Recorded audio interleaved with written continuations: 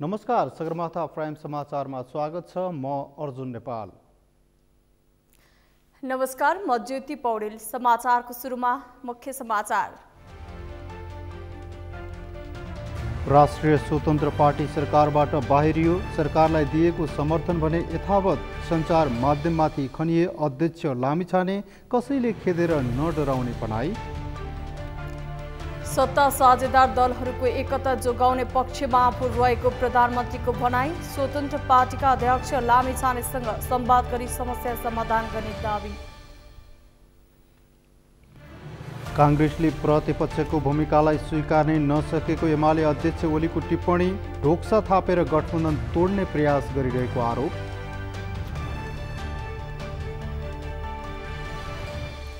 वर्तमान प्रधानमन्त्री दाहाल नभई ओली भएको राष्ट्रिय जनमोर्चाका सांसद केसीको टिप्पणी। ओलीका कुराहरू गणतन्त्रको उपलब्धिका लागि हानिकारक रहेको धारणा। र नेपाली बजारमा भारतीय तरकारीको वर्चस्व। नेपाली तरकारीले बजार पाएन। किसान समस्यामा समाधानका लागि सम्बन्धित पक्षसँग आग्रह।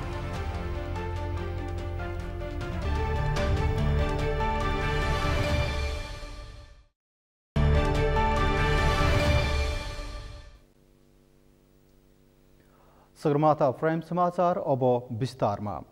शक्ति बाँडफाँडका विषयमा कुरा नमिल्दा राष्ट्रिय स्वतन्त्र पार्टी सरकारबाट बाहिरिएको छ।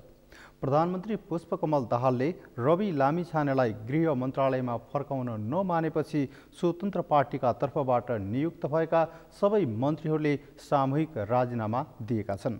आज पार्टी कार्यालयमा बसेको केन्द्रीय समिति र संसदीय दलको संयुक्त बैठकले सरकारलाई दिएको समर्थन जारी राखी मन्त्रीहरूलाई फिर्ता बोलाउने निर्णय गरेको हो। अमृत ढकालको रिपोर्ट। सत्ता साझेदार दल राष्ट्रिय स्वतन्त्र पार्टी सरकारबाट बाहिरिएको छ।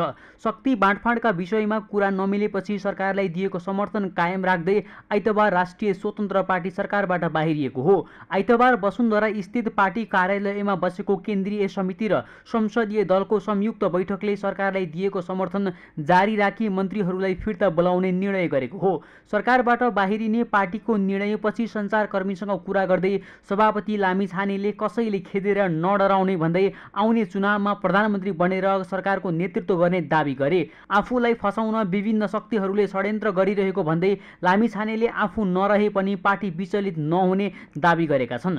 कसैसँग नडराइकन अगाडि बढ्छौँ। आउने चुनावमा राष्ट्रिय स्वतन्त्र पार्टीले सरकार बनाउने गरी अब उपप्रधान तथा गृह होइन प्रधानमन्त्री हुने गरी काम गर्न हामी लागि परेर बसेका छौँ। आज तपाईँको तर मैले यसो भनेपछि त 12 बाहिर त पासपोर्ट होइन, पासपोर्ट छ नि त। पासपोर्ट त्यहाँ त ढ्याम्मै फसाइदिन्छ, आजीवन गर्न पाइन्न। म जेल परे पनि राष्ट्रिय स्वतन्त्र पार्टी अघि बढ्छ। म मरे पनि राष्ट्रिय स्वतन्त्र पार्टी अगाडि बढ्छ। म बहुलाए पनि राष्ट्रिय स्वतन्त्र पार्टी अगाडि बढ्छ। यो मिसन हो, एउटा व्यक्तिमाथि जाने नजाने भन्नका लागि लागेका होइनौँ। यो व्यतिथिबाट वाक्क दिक्क भएर हामी यसपटक सरकारमा गएका हौँ कि एउटा जिम्मेवारी लिएर। म सम्माननीय प्रधानमन्त्रीज्यूलाई र अध्यक्ष केपी ओलीज्यूलाई धन्यवाद भन्न चाहन्छु। आज सञ्चारकर्मीसँग कुरा गर्दै लामिछानेले आफूलाई अनावश्यक रूपमा केही सञ्चार माध्यमले खेदो खनेको भन्दै आपत्ति जनाए। लामिछानेले केही मिडिया र सम्पादकको नाम लिँदै क्षमता भए आफू विरुद्ध चितवनमा चुनाव लड्न आउन चुनौती समेत दिए। जवान साथीहरूले ट्विटरमा बसेर हेर्नुहुन्छ, हेर पदलुलुप यो पनि यस्तै भएछ। त्यो पत्रिका आफै उसले इन्ट्रेस्टमा लेखेको छ कि त्यसले साम्रोसँग लेखेको छ भन्ने कुरो त हामीसँग छैन। अनि माननीय सांसदहरूले आज पत्रिकामा आएको छ, आज अनलाइनमा आएको छ, त्यो अनलाइनमा के आएको छ? सत्य आएको छ? सही आएको छ? ल कन्फ्लिक्ट अफ इन्ट्रेस्टको कुरा गरौँ। आज कन्फ्लिक्ट अफ इन्ट्रेस्टको कुराकानी गरौँ। पावर भनेको कि नेपालको मिडियालाई रिजाएर मात्र पावर गेन गर्ने, नेपालको मिडियालाई रिजाए, नेपालको मिडियाले चाहे मात्र चलाउने। देश चलाउने हो भने चुनाव लड्न आउनुहोस्, को आउने हो चुनाव लड्न आउनुहोस्। देश तपाईँले चलाउने होइन, तपाईँले आफ्नो मिडिया चलाउने हो। इथिक्स तपाईँहरूलाई पनि लाग्छ, मलाई मात्र इथिक्स लाग्दैन। अदालतलाई प्रभाव पार्न एउटै कुरा 4 चोटि 5 चोटि निरन्तर तपाईँले लेख्नु भएको छ। सत्तारूढ दलबीच भएको सहमति अनुसार गृह मन्त्रालय स्वतन्त्र पार्टीले पाउनुपर्ने हो। तर सर्वोच्च अदालतले रवि लामिछानेको नागरिकता खारेज गरेसँगै प्रधानमन्त्री पुष्पकमल दाहालले गृह मन्त्रालय स्वतन्त्र पार्टीलाई दिन चाहेनन्।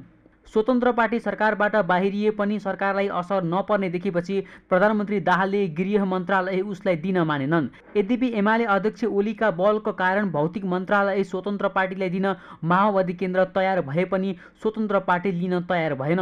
सरकारबाट बाहिरिए पनि समर्थन भने कायम राखेको स्वतन्त्र पार्टीले आगामी दिनमा सत्ता बार्गेनिङका लागि समर्थन फिर्ता नलिएको कतिपयको बुझाइ छ।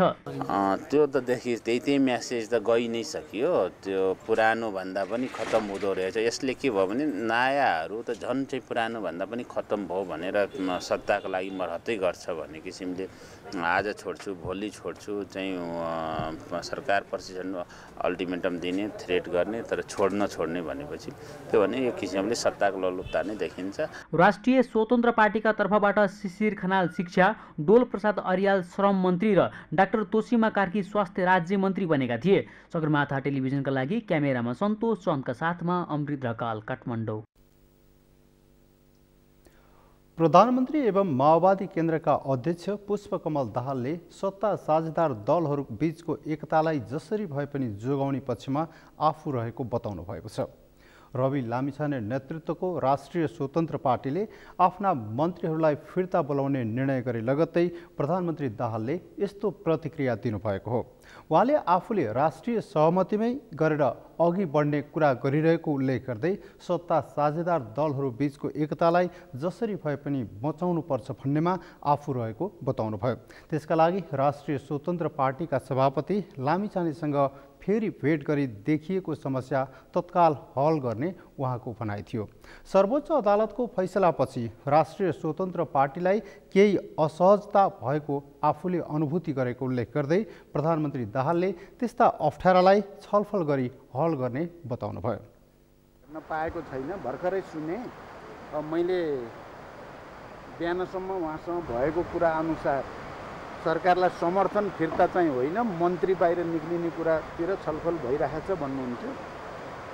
फेरि हामी छलफल गर्छौँ, यसलाई हल गर्नेतिरै जान्छौँ। अब मेरो कोसिस त थियो राष्ट्रिय सहमति नै गरौँ भनिरहेको छु भने त हाम्रो सत्ता साझेदारको बिचको एकतालाई त जसरी पनि बचाउन पर्छ भन्ने नै हो मेरो।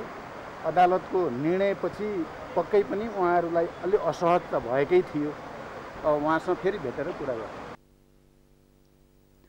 प्रधानमन्त्री दाहालले राष्ट्रिय स्वतन्त्र पार्टीका सभापति लामिछानेसँग आज बिहान भएको भेटमा मन्त्रीहरू फिर्ता बोलाए पनि सरकारलाई दिएको समर्थन भने फिर्ता नगर्ने बताउनु भएको पनि स्मरण गर्नुभयो। नेकपा एमालेका अध्यक्ष केपी शर्मा ओलीले आज प्रतिनिधि सभाको बैठकमा काङ्ग्रेसको आलोचनामै धेरै समय खर्चेका छन्। उनले प्रतिपक्षको भूमिकालाई स्वीकार्ने नसक्ने स्थितिमा पुगेको प्रधानमन्त्रीलाई विश्वासको मत दिएर ढोक्सा थापेर अस्थिरताको बिउ रोपेको भन्दै काङ्ग्रेसको आलोचना गरेका हुन्। एक रिपोर्ट। नेकपा एमालेका अध्यक्ष केपी शर्मा ओलीले नेपाली काङ्ग्रेसका नेताहरू प्रतिपक्षको भूमिकालाई स्वीकार्ने नसक्ने स्थितिमा पुगेको टिप्पणी गरेका छन्। आइतबार प्रतिनिधि सभाको बैठकमा ओलीले चुनावमा एमालेले सरकार गठनको मत नपाएकाले रुचि नराख्दा पनि काङ्ग्रेसले सरकार गठन नगरेपछि संविधानको रक्षा गर्न नेकपा माओवादी केन्द्रका अध्यक्ष एवं संसदीय दलका नेता पुष्पकमल दाहाललाई प्रधानमन्त्रीमा अघि सारेको तर्क गरे। संसदमा नेपाली काङ्ग्रेसका व्यवहारहरू बुझि नसक्नुको रहेको भन्दै ओलीले काङ्ग्रेस यति बेला पानी बिनाको माछो झैं छटपटाइरहेको टिप्पणी गरे। सत्ता बाहिर काङ्ग्रेस आफ्नो अस्तित्व आफै स्वीकार गर्न नसक्ने स्थितिमा रहेको उनको दावी छ। निहित छद्म स्वार्थका लागि देश जनता र लोकतन्त्रका आधारभूत विषयहरूको दुरुपयोगका लागि गरिने वकालत अब मान्य हुन सक्दैन। सभामुख महोदय, लोकतन्त्रमा जनअभिमत अनुसार आवधिक रूपमा सरकार परिवर्तन हुन सक्छ। लोकतन्त्रमा प्रतिपक्ष सुरक्षित हुन्छ र हुनुपर्छ। भिन्न मत राख्ने स्वतन्त्रता हुन्छ, हुनुपर्छ। आज को छ को छैन, प्रतिपक्ष सत्तापक्ष भन्ने कुरा होइन, यी आम मान्यताका कुरा हो। लोकतन्त्रमा प्रतिपक्ष सुरक्षित हुन्छ र हुनुपर्छ। भिन्न मत राख्ने स्वतन्त्रता हुनुपर्छ, हुन्छ र हुनुपर्छ। वैधानिक र जेन्युन अथवा स्वस्थ प्रतिस्पर्धा गर्ने अवसर हुन्छ र हुनुपर्छ। कानुन प्रदत्त स्पेस सबैलाई हुन्छ र हुनै पर्छ। सहअस्तित्वको सम्मान हुन्छ, हुनुपर्छ। सत्ता पक्षले दम्ब राख्न हुँदैन, राख्दैन, राख्न हुँदैन। दमनकारी, अन्यायपूर्ण र अनुचित क्रियाकलाप गर्दैन, गर्नु हुँदैन। प्रतिपक्ष र सत्तापक्ष राष्ट्र र जनहितका लागि केन्द्रित भएर परिचालित हुने प्रणाली नै लोकतन्त्र हो। अध्यक्ष ओलीले वर्तमान सरकार अर्थतन्त्रलाई गतिशील बनाउन सफल हुने दावी गरे। बृहत्तर राष्ट्रिय हितमा काम गर्न काङ्ग्रेस सभापति शेरबहादुर देउवासँग आग्रह गरे। काङ्ग्रेसले प्रधानमन्त्रीलाई विश्वासको मत दिएर ढोक्सा थाप्नु नै गलत रहेको उनले बताए। सभामुख जस्तो सार्वजनिक पदमा भने राष्ट्रिय सहमति नगर्नुले काङ्ग्रेसले ढोक्सा थापेर अहिलेको गठबन्धनलाई तोड्ने प्रयास गरिरहेको आरोप लगाए। चाहिएको के हो त? चाहिएको त देशको विकास हो, गरिबी निवारण हो, सुशासन हो, भ्रष्टाचार नियन्त्रण हो। त्यही चिज अहिलेको सरकारले गर्छ। त्यसकारण यो सरकार सकारात्मक सरकार बनेको छ र यो सरकारलाई तलमाथि पार्ने कोसिस गर्नु लोकतन्त्रको पक्षमा पनि छैन, जनताको हितको पक्षमा पनि छैन र अर्को कुनै वैकल्पिक शक्ति, राम्रो काम गरेको कुनै दृष्टान्त भएको वैकल्पिक शक्ति पनि छैन। हुन्छ नि, हामीले यो गर्यौँ भनेर देखाउने, हामीले यो गरेका छौँ, हाम्रा नीतिको श्रेष्ठता यो छ, व्यवहारको श्रेष्ठता यो छ, यसमा हामी उत्कृष्ट छौँ भन्ने अर्को कुनै दल छैन। अध्यक्ष ओलीले सर्वोच्च अदालतबाट राष्ट्रिय स्वतन्त्र पार्टीका सभापति रवि लामिछानेलाई अन्याय भएको जिकिर गरे।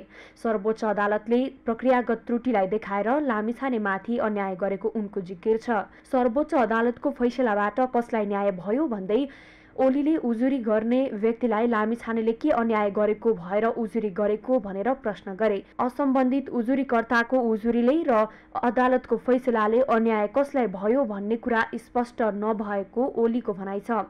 विदेशमा रहेका नेपालीहरूलाई पनि मतदानको अधिकार दिने भनिरहँदा यस किसिमका फैसलाहरूलाई आगामी दिनमा हुन नदिने स्पष्ट नीति बनाएर अघि बढ्न आवश्यक रहेको उनको भनाइ छ। राजनीतिक मुद्दाहरू फिर्ता लिई राजनीतिक बन्दीहरूको रिहाईको प्रसङ्ग उठिरहेको भन्दै एमाले अध्यक्ष ओलीले यसमा छिटो चाल्नुपर्ने उल्लेख गरे। उपप्रधान तथा भौतिक पूर्वाधार मन्त्री नारायण काजी श्रेष्ठले विकासका लागि शान्ति आवश्यक रहेको बताउनु भएको छ। आज काठमाडौँमा आयोजित कार्यक्रमलाई सम्बोधन गर्दै मन्त्री श्रेष्ठले कुनै पनि मुलुकको विकासका लागि शान्ति र स्थिरता हुनुपर्ने बताउनु भएको हो। वर्तमान सरकारले मुलुकको आर्थिक विकासका लागि आवश्यक पर्ने सबै पहल कदमी चाल्ने उहाँको भनाइ थियो। राष्ट्रियता र अखण्डतामा सरकार दृढ रहेको उहाँले बताउनुभयो। मन्त्री श्रेष्ठले सबै मित्र राष्ट्रसँग सुमधुर सम्बन्ध कायम राख्ने समेत बताउनुभयो। Prime Minister Pushpa Mohammed Dahal Prasad. Government has set targets for swift economic progress, good governance and elimination of corruption. Without fulfilling these objectives, our people cannot have a sigh of relief.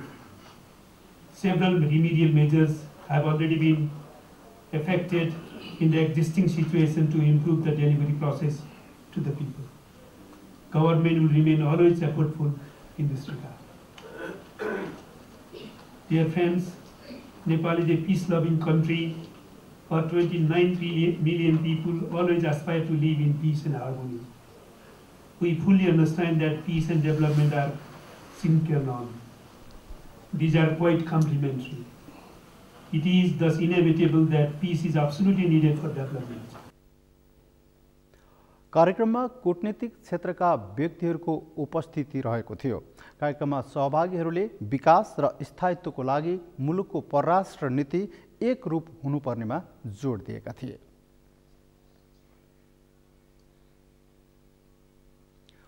शिक्षा, विज्ञान तथा प्रविधि मन्त्री शिशिर खनालले नेपाललाई अन्तर्राष्ट्रिय शैक्षिक केन्द्रका रूपमा विकास गर्न सकिने बताउनु भएको छ।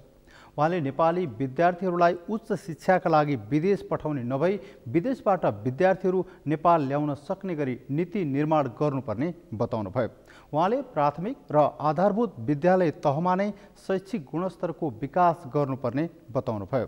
उहाँले नेपाल भौगोलिक बनावटका आधारमा पनि शैक्षिक हब बन्न योग्य रहेको भन्दै सोही अनुरूप शिक्षा प्रणालीलाई गुणस्तरीय बनाउँदै लैजानुपर्ने आवश्यकता रहेको बताउनुभयो।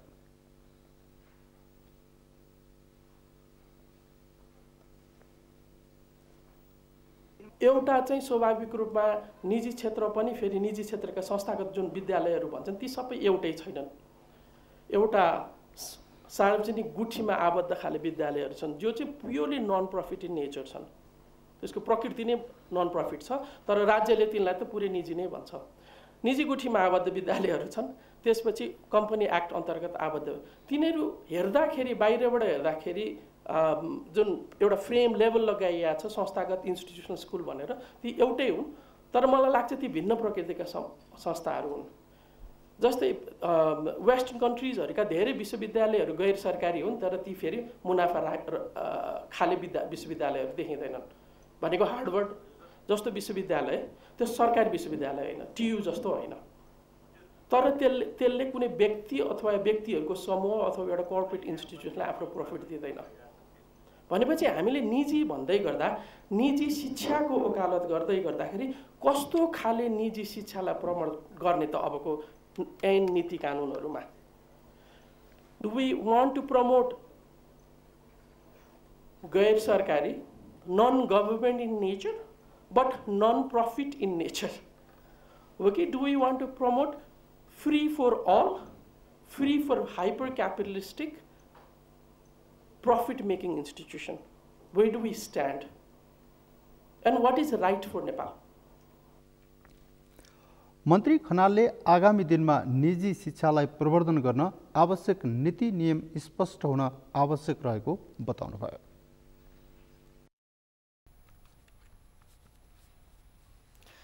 श्रम, रोजगार तथा सामाजिक सुरक्षा मन्त्री दोलप्रसाद और्यालले वैदेशिक रोजगारीमा जाने नेपालीलाई कानुन विपरीत ठगी गरी तत्काल कारबाही गर्ने चेतावनी दिनुभएको छ।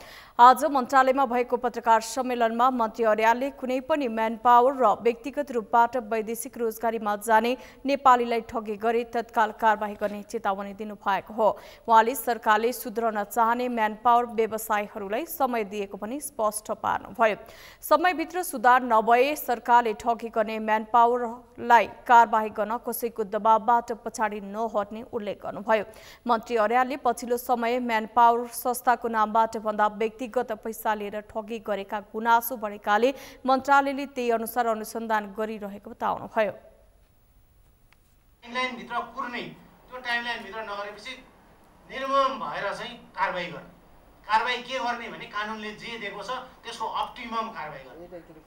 अन्तिमसम्म काहीँ कसैले रोकेर मलाई चाहिँ तर म यो मन्त्रालयलाई कसैले रोकेर कसैको फोन आएर कसैको चाहिँ प्रेसरमा रोकिँदैन। ढुक्क हुनुहोस्, यति कुरा चाहिँ मैले आफूले सम्हालुन्जेल चाहिँ त्यो मबाट हुँदैन। भयो भने प्रुफ चाहिँ गराउनु भएको छ। म तपाईँहरूसँग बाहिर सँगसँगै तयार छु। यो त्यस कारणले मेन पावर व्यवसायहरूको मैले ठ्याक्कै फाइल नहेरेसम्म चाहिँ तपाईँ त्यो मेन पावरले मैले देखेको छु, सुनेको छु, तपाईँले मलाई सूचना पनि गर्नुभएको छ, मेरो मोबाइलमा मेसेज पनि गर्नुभएको छ, तपाईँहरू बिचमा भएको केही द्वन्द्वहरू पनि देखेको छु। तर म चाहिँ के गर्नु, मलाई प्रोटोकलले के गर्न दिँदैन त भन्दाखेरि सिधै त्यहाँ गएर आक्रमण गर्न मलाई दिँदैन। मैले पोलिसीको लेभलबाट आक्रमण गर्ने हो नि त। त्यस कारणले त्यसमा मेरो काम भएको छ। त्यस कारणले नै मैले मेन पावर व्यवसायी साथीहरूसँग कहीँ कसैसँग घरमा भेटेको छैन, होटलमा भेटेको छैन, मेरो क्वार्टरमा भेटेको छैन। पोजिटिभ रूपमा प्रेसर पनि दिनु होला। हामी काम गरौँ, मिलेर काम गऱ्यौँ भने यो देशमा समस्या छ। यति कुरा ढुक्क हुनु होला। हाम्रो केही दिन पछाडि अहिले एउटा विज्ञप्ति जारी भएको छ। यो विज्ञप्ति पछाडिको भाव सबैले बुझिदिनु होला र यो भाव नेपाली नागरिकले बुझ्नुहुन्छ भन्ने इच्छा छ। र यो विज्ञप्तिको आजको विज्ञप्तिको भाव चाहिँ यो निजी व्यापार व्यवसाय गरेर बस्नुहुने साथीभाइ दाजुभाइ दिदीबहिनीले नै राम्रोसँग बुझ्नुहुन्छ भन्ने मलाई लाग्छ। त्यति बुझ्नुभयो भने हाम्रो दुर्घटनाहरू यो ठगीहरू कम हुँदै जान्छ। मन्त्री और्यालले श्रम मन्त्रालयमा कुनै पार्टीको मन्त्री नभएर 3 करोड नेपालीको मन्त्रीको रूपमा मन्त्रालयमा काम गर्न आएको बताउनुभयो। सम्पूर्ण मापदण्ड पूरा गरेर मन्त्री भएर आएको भन्दै उहाँले मन्त्रालयमा रहँदासम्म पार्टीको मन्त्री नभएर जनताको काम गर्ने प्रतिबद्धता जनाउनुभयो।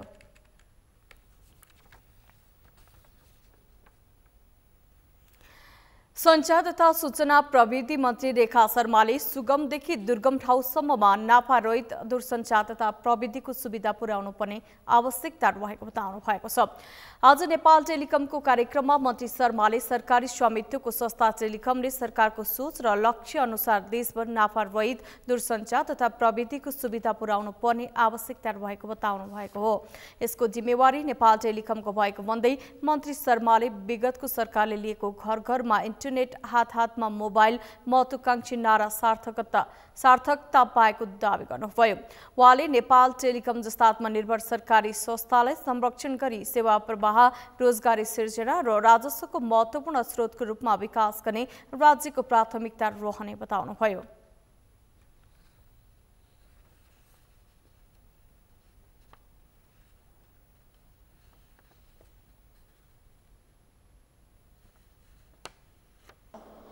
दूरसञ्चार सेवा नै सेवा प्रदायकको आफ्नो मात्र व्यवसायको क्षेत्र नभएर सार्वजनिक सेवा प्रवाहको आधारभूत माध्यम पनि हो। दुर्गम कार्यालयहरूमा कर्मचारी अभावले प्रभावकारी रूपमा सेवा सञ्चालन हुन नसकेको, मर्मत सेवामा सेवाग्राहीहरूको गुनासोलाई शीघ्र सम्बोधन नहुने आदि विद्यमान समस्याहरूलाई समाधान गरी ग्राहक सन्तुष्टिलाई उच्च प्राथमिकता दिन जरुरी भएको छ।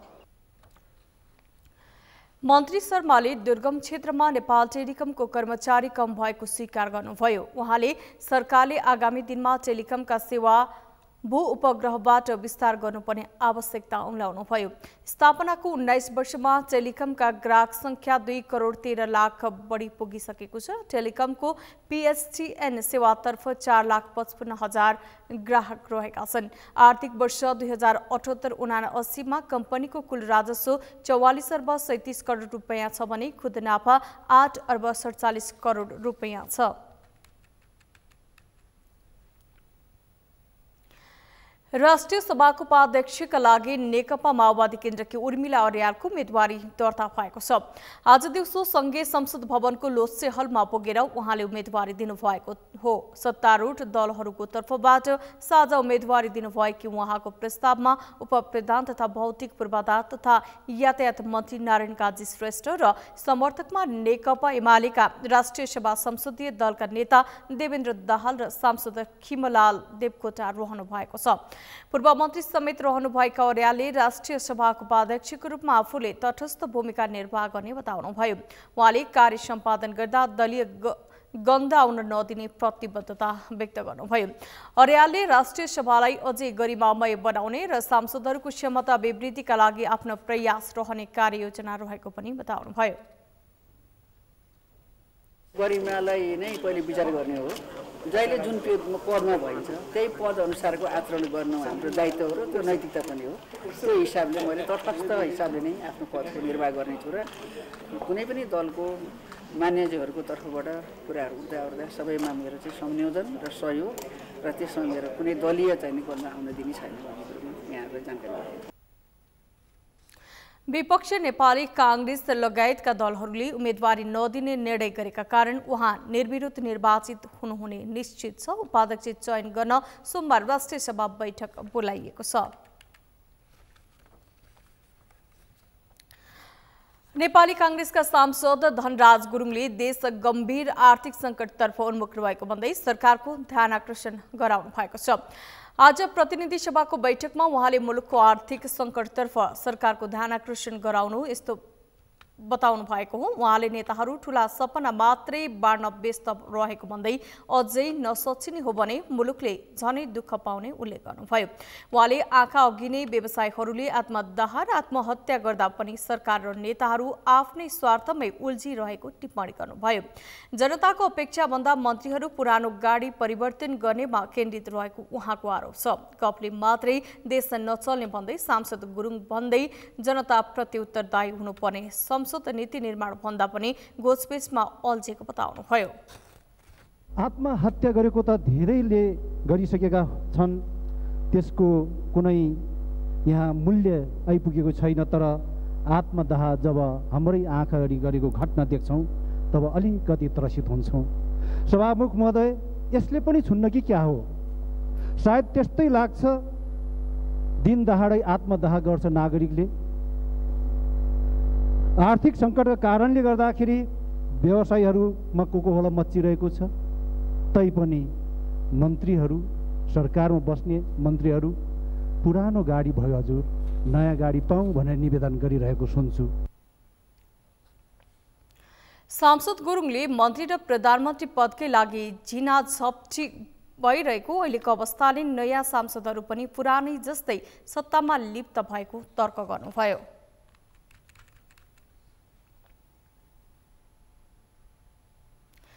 प्राइम समाचारमा हो पालो विश्रामको। विश्रामपछि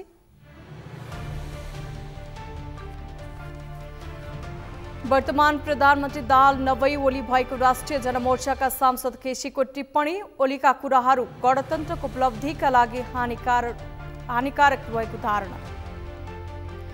पाकिस्तानका पूर्व राष्ट्रपति परवेज मुशर्रफको निधन, सैन्य प्रमुख, राष्ट्रपति र निर्वासन जीवनको अन्त्य।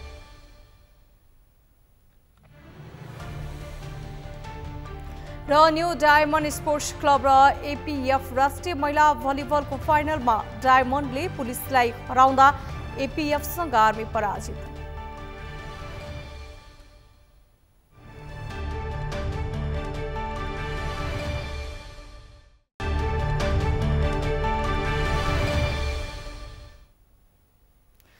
विश्रामपछि प्राइम समाचारमा पुनः स्वागत छ। अब बाँकी समाचार। नेकपा माओवादी केन्द्रका सांसद देवेन्द्र पौडेलले अहिलेको जनमतको सन्देश नै मुख्य राजनीतिक दलहरूबीच मिलेर जाऊ भन्ने रहेको तर्क गर्नुभएको छ। प्रतिनिधि सभाको आजको बैठकमा उहाँले जनमतको सन्देश पूरा गर्न संविधान कार्यान्वयन, स्थायित्व र मुलुकको आर्थिक समृद्धि र विकासका लागि राष्ट्रिय सहमतिको आवश्यकता रहेको उल्लेख गर्नुभयो। 70 वर्षभन्दा लामो सङ्घर्षबाट प्राप्त भएको संविधानका उपलब्धिहरूको रक्षा गरेर अघि बढ्न, मिलेर अघि बढ्नुको विकल्प नरहेको सांसद पौडेलले बताउनुभयो।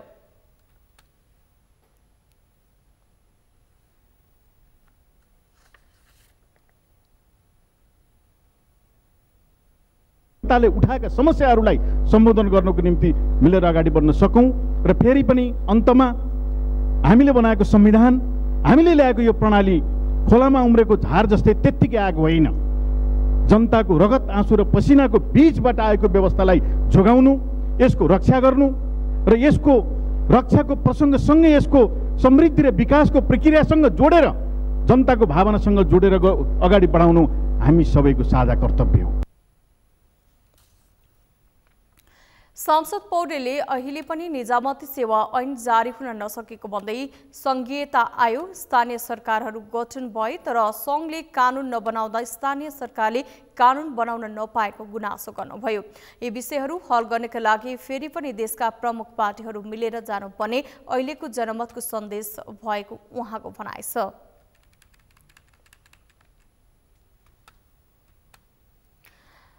नेपाली कांग्रेसका महामन्त्री एवं प्रतिनिधि सभाका सांसद विश्वप्रकाश शर्माले आफ्नो पार्टीबाटै राष्ट्रपति हुने दावी गर्नुभएको छ। आज संसद भवन परिसरमा सञ्चारकर्मीहरूको जिज्ञासाको जवाब दिने क्रममा उहाँले नेपाली कांग्रेसले राष्ट्रपतिमा उम्मेदवारी दिने र सोही व्यक्ति नै राष्ट्रपति चयन हुने दावी गर्नुभएको हो। महामन्त्री शर्माले राष्ट्रपतिमा कांग्रेसले प्रतिस्पर्धा गर्ने कुरालाई पूर्वाग्रही ढङ्गले नसोच्नु पनि एमाले अध्यक्ष केपी ओलीलाई आग्रह गर्नुभयो। उहाँले आफ्नो पार्टी विपक्षी दल भएकै बेला गणतन्त्र नेपालको प्रथम राष्ट्रपति डाक्टर रामवरण यादव बनेको स्मरण गराउँदै अहिले पनि सो पद आफ्नो पार्टीले नै पाउने तर्क समेत गर्नुभयो। उम्मेदवारी दिन चाहन्छ, उम्मेदवारी दिन्छ। उम्मेदवारी नेपाली कांग्रेस पार्टीले दिएको उम्मेदवार, नेपाली कांग्रेस पार्टीले समर्थन गरेको उम्मेदवार यो देशको राष्ट्रपति बन्नुहुन्छ। राष्ट्रपति पदमा उम्मेदवार दिइरहँदै गर्दाखेरि यसलाई लोकतान्त्रिक अभ्यासको रूपमा नबुझ्ने हो भने त्यो अलोकतान्त्रिक चेत हुन्छ। म के स्मरण गराउन चाहन्छु सार्वजनिक रूपले सम्माननीय पूर्व प्रधानमन्त्री कमरेड केपी ओलीलाई भने विपक्षले यदि राष्ट्रपति पदमा प्रतिस्पर्धा गर्ने कुरोलाई नै पूर्वाग्रही सोच्ने, गलत गर्यो भन्ने सोच्ने हो भने यो देशको प्रथम राष्ट्रपति पनि तात्कालीन विपक्षी दल नेपाली कांग्रेस पार्टीको उम्मेदवारको रूपमा प्रथम राष्ट्रपति बन्नुभएको थियो। त्यसबेला पनि यो देशको प्रधानमन्त्री कमरेड प्रचण्ड हुनुहुन्थ्यो। नेपाली कांग्रेस पार्टी विपक्षमा थियो। विपक्षी दल नेपाली कांग्रेस पार्टीले अगाडि सारेको उम्मेदवार डाक्टर रामवरण यादव यो देशको राष्ट्रपति बन्नुभयो। त्यसैले कमरेड केपी ओलीले चाहिँ यो चाहिँ सुनको बालाको कथा हालिराखेर पिजडाको साङ्लो चाहिँ फलामे साङ्लो अझै बलियो बनाउने कर्म नगरिदिनु भए हुन्थ्यो। महामन्त्री शर्माले सत्तारूढ दलप्रति सङ्केत गर्दै संसदमा सुनको बालाको कथा हालेर पिञ्जडाको फलामे साङ्लो बलियो बनाउने प्रयास नगर्न एमाले अध्यक्ष केपी ओलीलाई सचेत गराउनुभयो।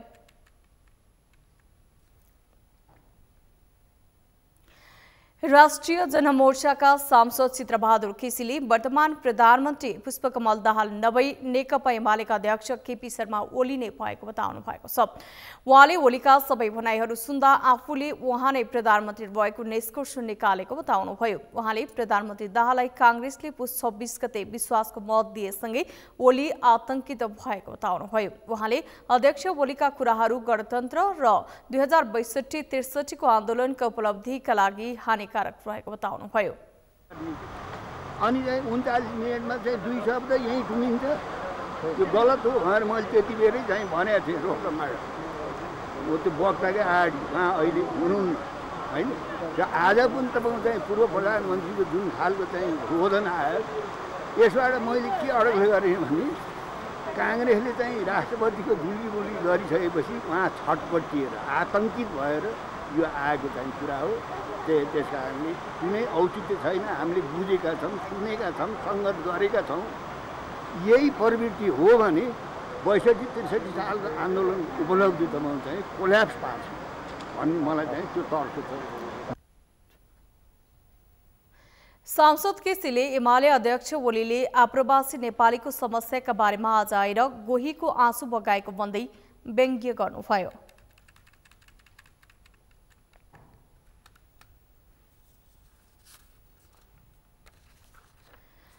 जनमत पार्टीका अध्यक्ष डाक्टर चन्द्रकान्त राउतले राष्ट्रिय पशुपक्षी अनुसन्धान केन्द्र सप्तरीबाट सार्ने प्रयास भइरहेको भन्दै आपत्ति जनाउनु भएको छ। आज प्रतिनिधि सभाको बैठकमा उहाँले कृषि तथा पशुपक्षी विकास मन्त्री ज्वाला कुमारी शाहले आफ्नो गृह जिल्लामा केन्द्र सार्न लागेको भन्दै आपत्ति जनाउनु भएको हो। मन्त्री फेरि पछि संस्थाहरू सारिँदा विकास निर्माणले गति नलिने टिप्पणी गर्दै उहाँले सरकार संसदप्रति उत्तरदायी छ कि छैन भन्दै प्रश्न समेत गर्नुभयो। उहाँले संसदमा सांसदहरूले उठाएका विषयमा सरकारले जानकारी नगराउने हो भने सांसदहरूले संसदमा बोलिरहनुको अर्थ नहुने बताउनुभयो। सरकारले मल ल्याउँदा पनि कालोबजारीका कारण किसानले समयमै मल नपाइरहेको भन्दै सरकारले कालोबजारीमा नियन्त्रण गर्न आवश्यक रहेको बताउनुभयो। विषयमा पटक पटक किसानहरूले हामीलाई त्यहाँ झकझक्याउँछन्। ग्राउन्डमा यहाँ चाहिँ लाखौँ मेट्रिक टन मलखाद आएको भनेर भर्खरै जानकारी पनि दियो, तर किसानहरूले त्यहाँ पाइराखेका छैनन् भने प्रहरी प्रशासनले वा नेपाल सरकारले समग्रमा त्यो कालाबजारीलाई नियन्त्रण गर्न वा वितरण प्रणालीमा सुधार गर्न के कस्ता कदमहरू चालेका छ त्यसको बारेमा जानकारी गराइदिनुहुन्छ भनेर म सम्बन्धित सरकार समक्ष वा सभामुख मार्फत राख्न चाहन्छु। त्यस्तै अर्को विषय नागरिकताको विषयमा सिएमपी मार्फत पनि अवगत गराइएको थियो कि 6 महिनाभित्रमा जन्मसिद्ध नागरिकका सन्तानहरूलाई नागरिकता प्रदान गरिने छ भनेर प्रतिबद्धता जाहेर गरिएको छ। 1 महिना जति बित्यो नै यस विषयमा कुन कुराहरूको सुरुवात गरियो त, त्यो कुन चरणमा छ? नागरिकता प्रदान गर्ने प्रतिबद्धता जुन जाहेर भएको थियो त्यो चाहिँ अहिले कुन चरणमा छ त्यसको बारेमा पनि जानकारी हामीलाई गराइदिँदाखेरि जनतालाई जवाब दिन सहज हुन्थ्यो कि। यसका अलावा कृषि मन्त्रालयसँग सम्बन्धित सरकारको कुरा छ। योभन्दा अगाडि राष्ट्रिय पशुपक्षी अनुसन्धान केन्द्र सप्तरीमा राखिएको थियो, तर अहिले सुन्दैछु कृषि मन्त्रीज्यूले त्यसलाई आफ्नो निर्वाचन क्षेत्रतिर अरू जिल्लामा सार्ने प्रयत्न गर्दै हुनुहुन्छ। यस्तो खालको यदि प्रवृत्ति दोहोरिराख्यो भने यसले चाहिँ विकासमा पनि स्थायित्व प्रदान गर्दैन। पटक पटक प्रधानमन्त्रीज्यू परिवर्तन भइराख्ने र त्यही अनुसार चाहिँ परियोजनाहरू आफ्नो ठाउँमा सार्ने काम गर्नुभयो भने त्यो उचित हुने छैन भन्ने कुरा म यहाँ जानकारी गराउन चाहन्छु। सांसद राउतले नागरिकता प्रदान गर्ने प्रतिबद्धतामा सरकार कुन चरणमा छ भन्दै प्रश्न गर्नुभयो।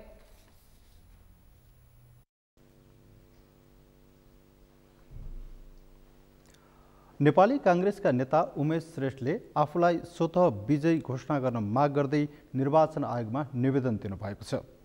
आज निर्वाचन आयोग पुगेर नेता श्रेष्ठले आफूलाई स्वतः विजयी घोषणा गर्न माग गर्दै निर्वाचन आयोगमा निवेदन दिनुभएको हो।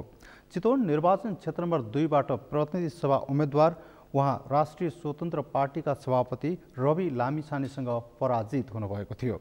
सभापति लामिछानेको नागरिकता विवादका कारण सांसद पद गएपछि नेता श्रेष्ठ निर्वाचनमा दोस्रो भएकाले आफू स्वतः विजेता हुनुपर्ने मागसहित निर्वाचन आयोग पुग्नु भएको हो।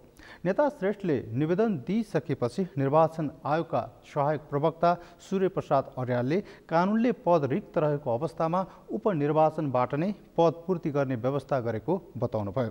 उहाँले उपनिर्वाचन बाहेकको पद पूर्तिका बारेमा कानुनले परिकल्पना नगरेको समेत स्पष्ट पार्नुभयो। र त्यो चरण पार गरिसकेपछि निर्वाचनको परिणाम नआउन्जेलसम्मको चरण एउटा हुन्छ र त्यसै गरी निर्वाचनको परिणाम आइसकेपछि योग्यताका सम्बन्धमा चाहिँ प्रश्न उठ्ने त्यसको निरूपण गर्ने भनेको संवैधानिक इजलासले गरेको हुन्छ र अहिले जुन यहाँले सोध्नुभयो प्रश्न यो चाहिँ संवैधानिक इजलासमा प्रश्न उठेर योग्यताको प्रश्नसँग सम्बन्धित छ र यसले चाहिँ उक्त निर्वाचन क्षेत्रको पद रिक्त भएको अवस्था हुँदाखेरिमा निर्वाचन आयोगले गर्ने भनेको उपनिर्वाचन मार्फतबाट पद पूर्ति गर्ने हो। त्यो पनि त्यसको लागि पनि व्यवस्था गरिएको छ। 6 महिनाभन्दा बढी समय रहेको अवस्थामा उपनिर्वाचन हुने भन्ने कुरा छ। यसबाहेक अरू कानुनमा चाहिँ स्पष्ट कहीँ कतै केही कुरा लेखिएको छैन। त्यसैले अहिलेको अवस्थामा चाहिँ पद रिक्त रहेको अवस्था हो र यसमा चाहिँ पद पूर्ति गर्ने तरिका पनि कानुनले त्यसरी नै भनेको छ। सहायक प्रवक्ता अर्यालले संवैधानिक इजलासले नै उम्मेद्वारको अयोग्य ठहर गरिसकेपछि त्यही अनुसार उपनिर्वाचनबाट सांसदको पद पूर्ति हुने स्पष्ट गर्नुभयो। आज माघ शुक्ल पूर्णिमा 1 महिने श्री स्वस्थानी व्रत आजबाट समापन भएको छ। पौष शुक्ल पूर्णिमाबाट सुरु भएको श्री स्वस्थानी व्रत समापन भएसँगै अब 1 वर्षका लागि श्री स्वस्थानी व्रत कथाको विसर्जन गरिएको छ। 1 महिनासम्म श्री स्वस्थानीको शुद्ध मनले व्रत बस्दा मनोआकांक्षा पूरा हुने धार्मिक विश्वास रहिआएको छ। श्री स्वस्थानी व्रत समापन भएसँगै काठमाडौँ स्थित साली नदीमा लागेको 1 महिने माधव नारायण र श्री स्वस्थानी मेला पनि आजबाटै सकिएको छ। यमुना सापकोटाको रिपोर्ट। पौष शुक्ल पूर्णिमादेखि सुरु भएको स्वस्थानी व्रत कथा आइतबार माघ शुक्ल पूर्णिमामा समापन भएको छ। आइतबारबाट विधिवत रूपमा पूजा लगाई व्रत समापन गरिएको हो। पौष शुक्ल पूर्णिमादेखि विधिपूर्वक स्वस्थानीको व्रत सुरु गरी नित्य मध्याह्न कालमा पार्वती सहित महादेवको पूजा गरेका व्रतालुहरूले व्रत सकाएका छन्। पौराणिक कथन अनुसार हिमालय पर्वतकी छोरी पार्वतीले स्वस्थानी व्रत बसी महादेव स्वामी पाएको धार्मिक जनविश्वासका आधारमा यो व्रत बस्ने परम्परा रहिआएको छ। यो स्वस्थानी माताको अब एक वर्षमा आउँछ यो मेला। एक वर्षमा आउँछ। यहाँ यो ठाउँ भने गोमाले धेरै दुःख भएको बेलामा यहाँ धर्म गरेर 1 महिना स्वस्थानी माताको व्रत लिएर अनि उहाँ आमाको गोमा ब्राह्मणीको धर्मले गर्दा नवराज राजा हुनुभयो।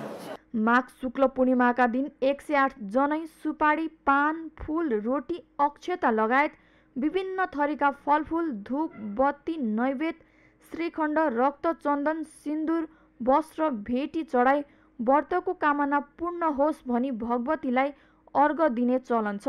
व्रतालुहरूले दैनिक गर्ने नित्य कर्म पश्चात साली नदीमा यज्ञ पूजा गरिएको छ। यज्ञमा भक्तजन तथा व्रतालुहरूले संकल्प पूजा गर्ने परम्परा छ। यो वर्ष करिब 28 देखि 30 लाखको हाराहारीमा भक्तजनहरूको उपस्थिति रहेको समितिले जनाएको छ। पौष शुक्ल पूर्णिमादेखि माघ शुक्ल पूर्णिमा 30 देखि 31 दिन आज चाहिँ 31 दिनको चाहिँ यो कार्य छ। यसमा चाहिँ हाम्रो अश्वमेध यज्ञ भनेर हुन्छ। यो चाहिँ अब दैनिक गर्ने नित्य पूजा सकिसकेपछि आज देश घुमाएर ल्याएर आज यहाँ राखेर यहाँ पूजा गरिन्छ। यो अश्वमेध यज्ञ भनेको चाहिँ अब अहिलेसम्म नेपालमा चाहिँ मैले सुनेको छैन। यही मात्र हुन्छ जस्तो लाग्छ। यो अश्वमेध यज्ञको लागि चाहिँ हाम्रो सरकारको तर्फबाट पूजा गर्नुपर्ने हुन्छ। त्यसमा चाहिँ समितिको तर्फबाट यो सङ्कल्प पूजा चाहिँ हामी समितिको तर्फबाट गर्ने चलन छ। सम्पूर्ण सामान चाहिँ हामीले पुऱ्याइदिएर यहाँ सङ्कल्प गरेर चाहिँ व्रतालु नाइकेलाई चाहिँ जिम्मा दिने चाहिँ हाम्रो चलनअनुसार यो आज चाहिँ यो गर्न लागेको छ। आफ्नो निजी गाडीहरू बाइकहरू ठाउँ पनि अहिले धेरै चारै दिशाबाट यहाँ आउँदाखेरि हामीले चाहिँ 28 देखि 32 लाखसम्म चाहिँ अनुमान गरेको छ यसपालि। सुवर्ण वर्णकी त्रिनेत्रधारी प्रसन्न मुद्रा भएकी कमल र सिंहासनमा बसेकी 4 हात भएकी देवीलाई स्वस्थानी देवी भनी स्कन्द पुराणमा उल्लेख गरिएको छ। यस्ती देवीको विधिपूर्वक व्रत गरेमा बिछोड भएका जोडीको पुनर्मिलन, रोगव्याध लागेको भए ठिक हुने, पति वा पत्नीका रूपमा कसैलाई इच्छाएको भए प्राप्त हुने धार्मिक विश्वास छ। सगरमाथा टेलिभिजनका लागि क्यामेरामा लिम बहादुर खत्रीका साथमा यमुना सापकोटा, काठमाडौँ।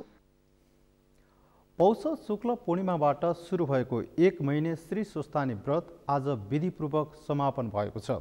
यसै सन्दर्भमा आज हामीले काठमाडौँको साली नदी पुगेका सर्वसाधारणलाई सोधेका थियौँ श्री स्वस्थानी व्रतको महत्त्व के छ। हेरौँ उनीहरूको भनाई उनीहरूकै शैलीमा।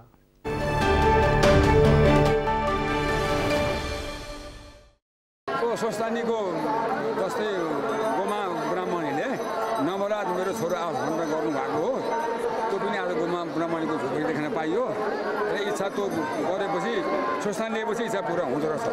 साली नदी अनि यस ठाउँको महत्त्व परापूर्व गाउँदेखि धेरै महत्त्व आउने गरेको छ। अहिले पनि हामीमा पूर्ण आस्था भएर नै आएका हौँ। व्रत नबसे पनि मातासँग हामीले जे मनोकामना पुरा होस् भनेर गरेका थियौँ, त्यो मनोकामना पुरा गरिदिनुहुन्छ उहाँले, त्यही भएर नै आयो। यहाँ व्रत बस्ने मान्छेहरूले जो पाएले बस्न सक्दैन। यो चाहिँ नि परदेश यात्रा भनेपछि यहाँबाट चाहिँ फर्पिङसम्म, फर्पिङबाट फेरि आएपछि चाहिँ नि यहाँ पनौतीबाट चाँगो, यो विभिन्न चाहिँ आफ्नो चाहिँ त्यो चाहिँ अनुसार हुन्छ, चाहिँ तिथि अनुसार हुन्छ। अनि यहाँ चाहिँ नि गुड्नी ओर्ने त्यो अचला सप्तमी भन्छ, त्यसमा गुड्नीहरू यो माधवनाथको व्रत जो पाइले बस्नै सक्दैन हजुरको। एकदम चाहिँ नि मनमा चाहिँ भयो भने जे मागेको त्यही नै पुग्छ भन्ने हाम्रो किम्वदन्ती विश्वास हाम्रो त्यति लागेको छ। यो कस्तो छ भने अब मान्छेहरूको कस्तो कस्तो इच्छा भएर बस्न आउनुहुन्छ। कोहीको सन्तान, कोहीको अब छुटेर बसेको होइन, त्यस्तो इच्छा गरेर बस्न आउनुहुन्छ। त्यस्तो त्यो 1 महिना व्रत बस्दाखेरि उनीहरूको मागेको सबै पुरा हुन्छ।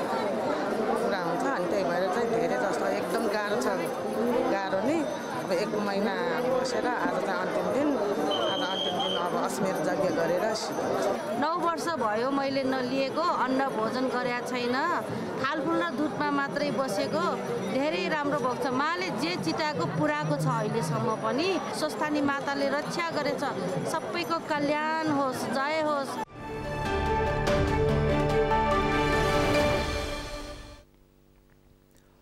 किसानको साथी लाटोकोसेरोलाई बचाउने मुख्य उद्देश्यले कैलालीको घोडाघोडीमा महोत्सव आयोजना गरिएको छ। लाटोकोसेरो बचाउन घोडाघोडी 4 मागी गाउँमा लाटोकोसेरो तथा हुचिल महोत्सव आयोजना भएको छ।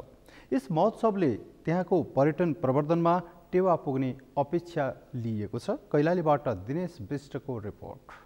प्रकृतिका साथीहरू र चरा संरक्षण नेटवर्कको आयोजनामा 2 दिन कैलालीको घोडाघोडीमा चलेको महोत्सवमा लाटोकोसेरोको महत्त्व र संरक्षणको आवश्यकता सम्बन्धी जानकारी दिइएको छ। महोत्सव स्थलमा लाटोकोसेरो तथा हुचिलका विभिन्न प्रदर्शनी सामग्रीहरू राखिएका थिए।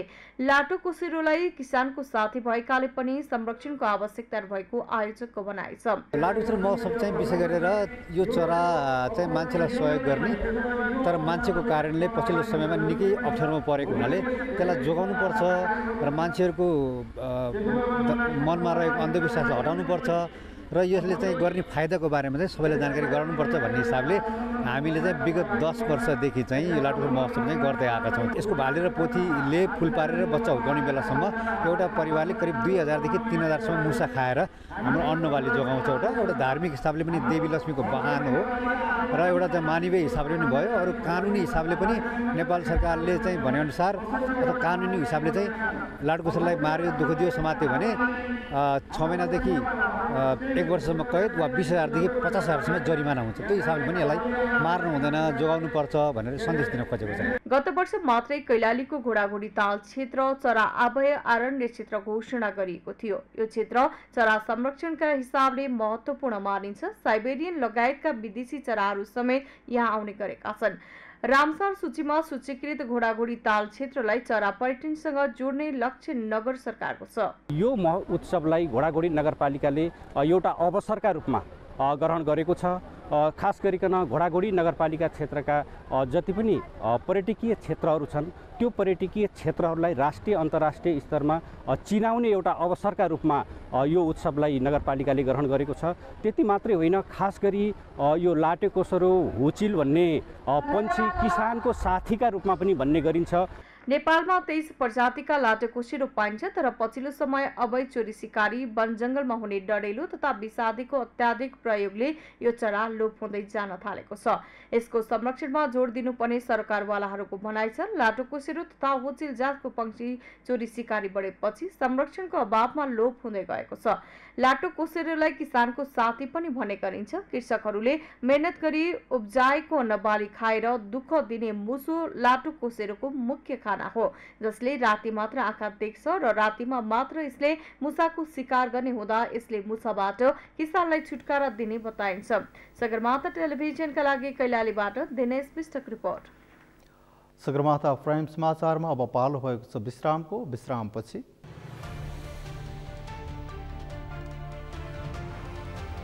पाकिस्तानका पूर्व राष्ट्रपति परवेज मुशर्रफको निधन, सैन्य प्रमुख, राष्ट्रपति र निर्वाचन जीवनको अन्त्य।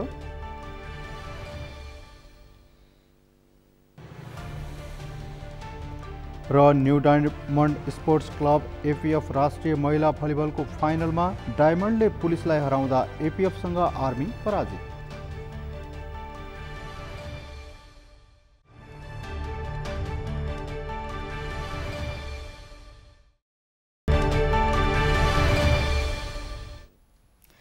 प्राइम समाचारमा अब पालो अर्थ समाचारको।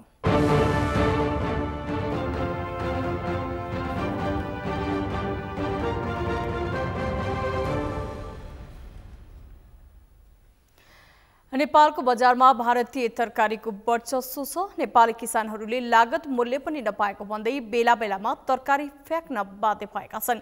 तर सरकार रमिते बनेको छ।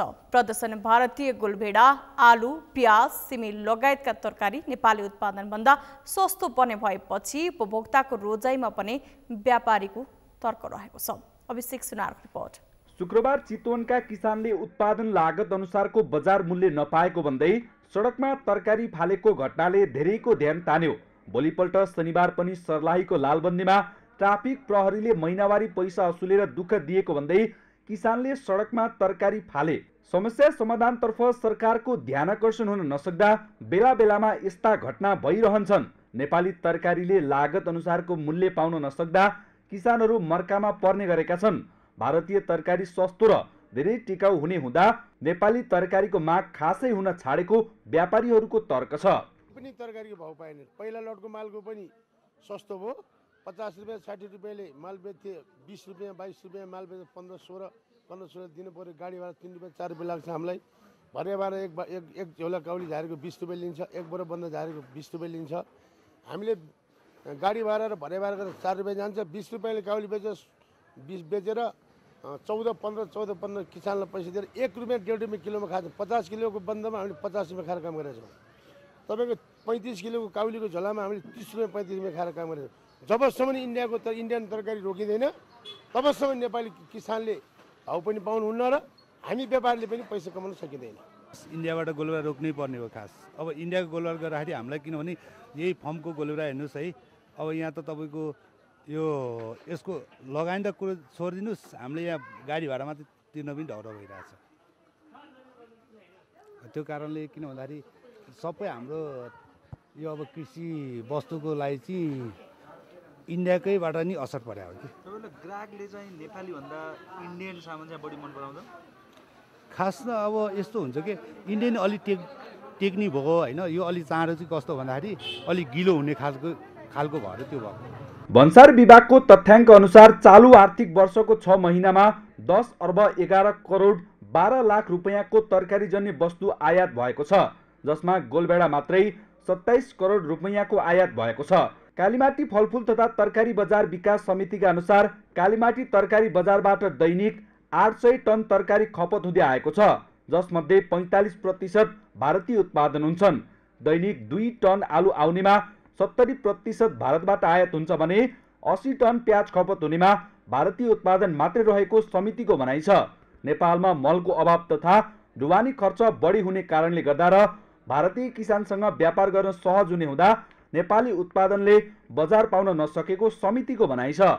उत्पादनको अवस्था छ, जुन साइजमा उहाँहरूले उत्पादन गर्नुभएको छ त्यस्तै किसिमले हाम्रो उत्पादनको लागत हेर्नुहोस्, मल बिउ बिजन यताउता त्यो हेर्नुहोस् होइन। र अब त्यसले गर्दाखेरि पनि हाम्रो उत्पादन लागत एकातिर बढी छ भने अब भारतीय किसानहरू अलिकति ठुलो स्केलमा उत्पादन गर्छन्, उनीहरूको अब बजार लागतहरू पनि कम छ। र एउटा उहाँहरूको पोलिसी एउटा के हुन सक्छ भन्दाखेरि जुनसुकै हालतमा पनि नेपालको बजारमा आफ्नो होल्ड बनाइराख्ने त्यो किसिमको हुन सक्छ। र अब कतिपय व्यवसायहरूको भारतीय व्यवसायहरूसँग सम्पर्क छ, हाम्रो यहाँको किसानहरूसँग सम्पर्क गर्नुभन्दा पनि उहाँहरूले धेरै लामो समयदेखि उहाँहरूसँग व्यापार गरिराख्नु भएको छ। त्यो कारणले उहाँबाट ल्याउन सजिलो भएर अथवा व्यापारिक सम्पर्कको कारणले गर्दाखेरि पनि त्यताबाट सामानहरू आइरहेछ।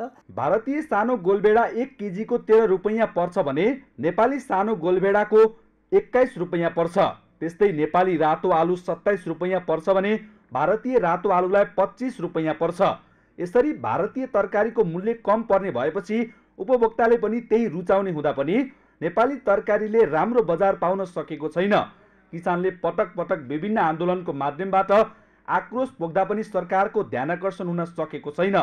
सरकारले कृषिमा आत्मनिर्भर बनाउने भन्दै विभिन्न कार्यक्रमहरू ल्याउने गर्छ, तर उत्पादित कृषिजन्य वस्तुको बजारीकरणमा ध्यान नदिँदा किसानहरू मर्कामा परेका छन्।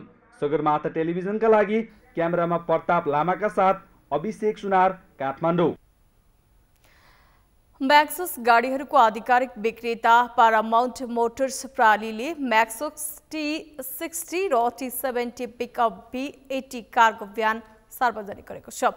आइतबार नक्सालमा आयोजित कार्यक्रममा भेरिएबल जियोमेट्री टर्बोचार्जर प्रविधि सहितको 360 र 375 NAM को पिक ट्रक 120 किलोवाट अधिकतम क्षमताको इन्जिन सहितको सार्वजनिक गरिएको हो। कार्यक्रममा पारामाउन्ट मोटर्स प्रणालीका महाप्रबन्धक सचिन अर्यालले आकर्षक डिजाइन र स्मार्ट विशेषता भएको हुँदा ग्राहकको चाहना पूरा हुने दावी गर्नुभयो। यति मूल्यमा चाहिँ त्यो फिचरहरू पाइँदैन। जस्तो भनौँ न, अब अरू ब्रान्डकोमा करोडभन्दा माथिको पिकअप किन्नुपर्ने छ, तर यो चाहिँ 80 लाखमा अनि 67 लाखमा को रेन्जमा चाहिँ एभाइलेबल भएको हुँदा चाहिँ यो नेपाली माटो सुहाउँदो र नेपाली चाहिँ हाइड्रो पावर भनौँ अनि कन्स्ट्रक्सन कम्पनीहरू भयो, अफरोडको लागि जसलाई आवश्यकता पर्छ उहाँहरूको लागि चाहिँ एकदम यो उपयुक्त भेहिकल हुन्छ। कार्यक्रममा मैक्सस शोरूमको उद्घाटन तथा गाडीको मूल्य सार्वजनिक गरिएको छ। मैक्सस T60, 70 र V80 को मूल्य क्रमशः 77,79,000, 68,49,000 र 50,49,000 रुपैयाँ रहेको छ।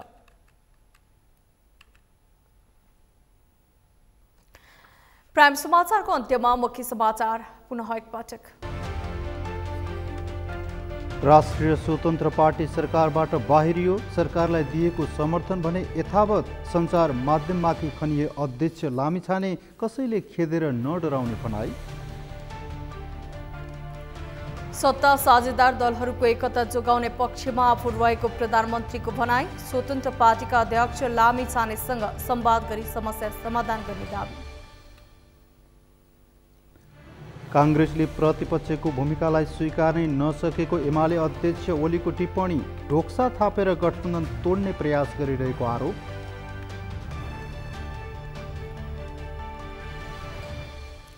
वर्तमान प्रधानमन्त्री दाहाल नभई ओली भएको राष्ट्रिय जनमोर्चाका सांसद केसीको टिप्पणी। ओलीका कुराहरू गणतन्त्रको उपलब्धिका लागि हानिकारक रहेको धारणा।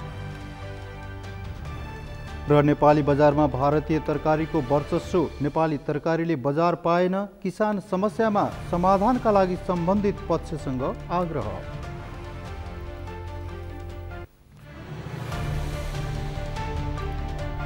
हौस् त सगरमाथा प्राइम समाचार अहिलेलाई सकियो। तपाईँ समाचार बुलेटिनका साथै सगरमाथा टेलिभिजनका सम्पूर्ण कार्यक्रम www.sagarmatha.tv मा पनि पढ्न र हेर्न सक्नुहुनेछ। साथै युट्युबमा youtube.com/सगरमाथा TV नेपालमा हेर्न सक्नुहुनेछ। तपाईँ हामीलाई फेसबुकमा पनि facebook.com/YesTV नेपालमा फलो गर्न सक्नुहुनेछ। समाचारको शिखर नेपालको गौरव नेपालको पहिलो न्युज च्यानल सगरमाथा टेलिभिजन हेर्दै गर्नुहोला। नमस्कार।